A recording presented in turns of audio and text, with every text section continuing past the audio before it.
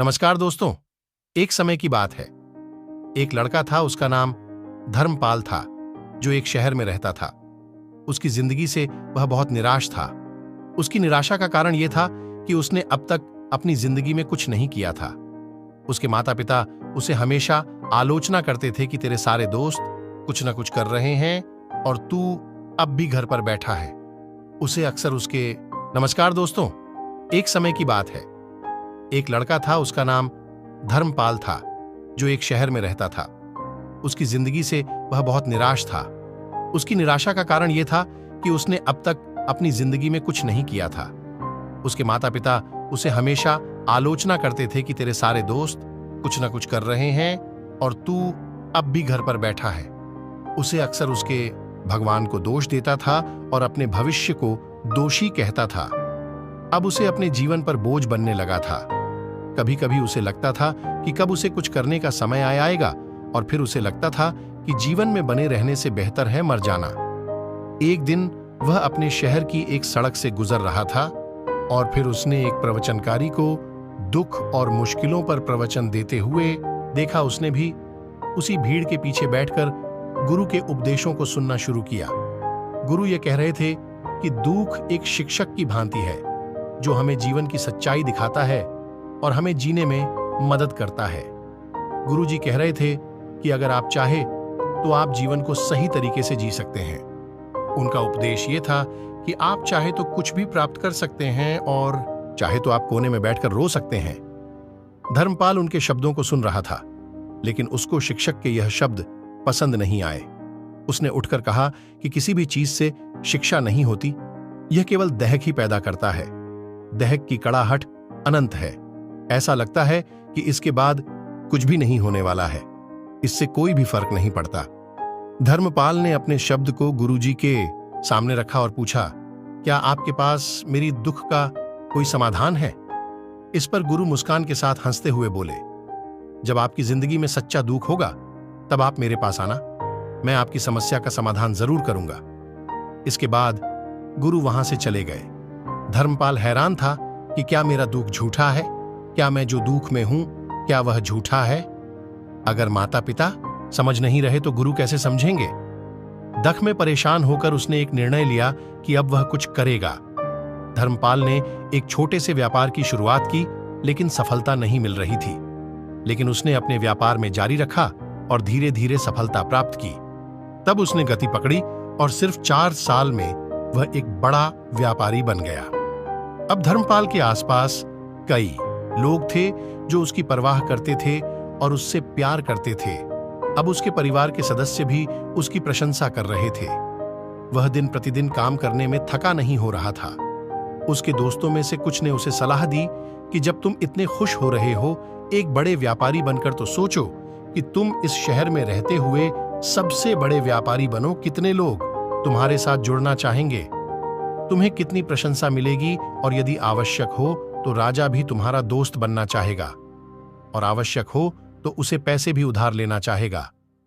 दोस्तों की यह विचारों ने धर्मपाल के मन में बस गए।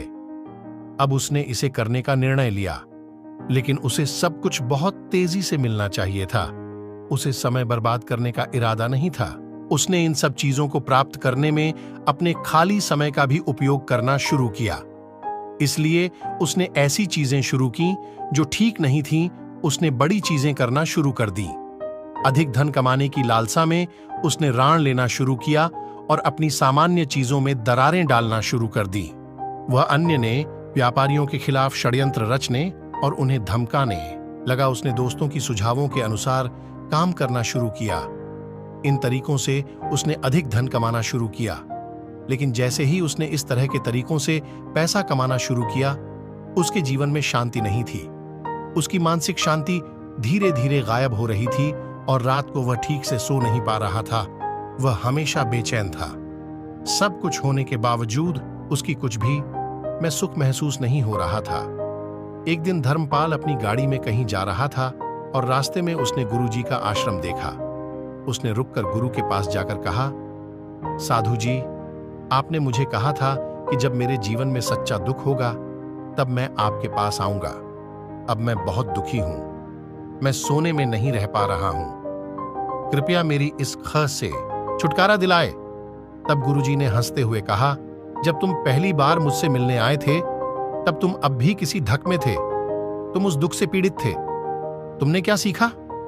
धर्मपाल ने कहा, केवल सोचने और चिंता करने से कुछ नहीं होता, हमें इसे क्रियान्वित करना होता है और काम करने से ही परिणाम मिलता है। गुरुजी बोले, तुम सुन रहे थे लेकिन तुम्हें उन शब्दों से पसंद नहीं आए थे। तुम खड़े होकर कह रहे थे कि कुछ सीखने से दहक नहीं जाता, यह केवल पीड़ा का कारण बनता है। दह की कड़ाहट अनंत है, लगता है कि इसके बाद कुछ भी नहीं होने वाला है। तुमने अपने शब्दों को मेरे सामने रखा और पूछा, क्या आपके पास मेरी दुख का कोई समाधान है गुरुजी? मुस्कान के साथ हंसते हुए बोले, जब तुम मेरे पास पहली बार मिलने आए थे तब तुम अब भी किसी दुख में थे। तुम उस दुख से पीड़ित थे। तुमने क्या सीखा? धर्मपाल ने कहा, बस सोचने और चिंता करने से कुछ नहीं होता, इसे क्रियान्वित करना होता है और काम करने से ही परिणाम मिलता है। गुरुजी मुस्कान के साथ हंसते हुए बोले, तुमने सही सुना धर्मपाल। तुमने अपने शब्दों में कहा कि शिक्षा कुछ नहीं हटाती, यह केवल दर्द पैदा करती है। दुख की कड़ाहट अनंत है, लगता है कि इसके बाद कुछ भी नहीं होने वाला है। धर्मपाल ने अपने सारे शब्दों को उसके सामने रखा और पूछा, क्या आपके पास मेरी इस दुख का कोई समाधान है? सुनकर गुरुजी ने हंसते हुए कहा, जब तुमने मेरे पास पहली बार आने का निश्चय किया था तब तुम अब भी दहक में थे। तुमने सच्चे दहक से यात्रा की थी। तुमने क्या सीखा? धर्मपाल ने उत्सुकता से कहा, मैंने सीखा कि सफलता प्राप्त करने के लिए हमें सिर्फ सोचने से ज्यादा क्रियान्वित होना चाहिए। गुरुजी ने एक दीपक जलाया और कहा, तुमने सही सीखा है धर्मपाल। जिंदगी की सबसे बड़ी शिक्षा यह है कि हमें खुद को एकत्र करना है। हम अपनी ऊर्जा को विषयात में चीजों में बर्बाद नहीं करना चाहिए। यहां तुम्हें कुछ मिलेगा।